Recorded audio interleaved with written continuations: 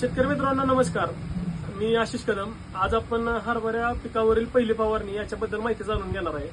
सर्वप्रथम आपल्याला पहिल्या फवारणी 1919 विद्राव्य खत घेण्याची आवश्यकता असते. त्याचबरोबर एक चांगलं बुरशीनाशक जे सिस्टमॅटिक आणि कॉन्टॅक्ट दोन्ही प्रकारे काम करेल अशा प्रकारचं बुरशीनाशक आपण यात घेणं खूप गरजेचं असतं.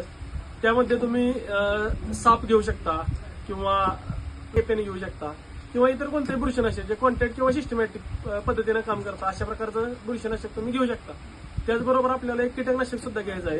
ते कीटकनाशक म्हणजे आपण हमला घेऊ शकतो किंवा प्रोपेक्स सुपर घेऊ शकतो. हमला, प्रोपेक्स सुपर किंवा दुसरं कोणतं जर इमॅक्टिन वगैरे घेऊ शकतो.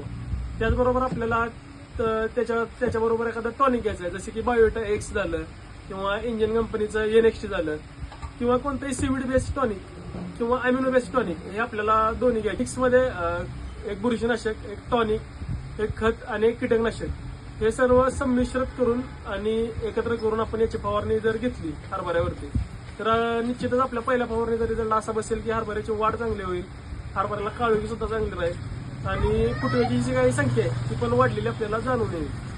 तर अशाच प्रकारच्या माहितीसाठी आपल्या चॅनलला नक्की फॉलो करा. धन्यवाद.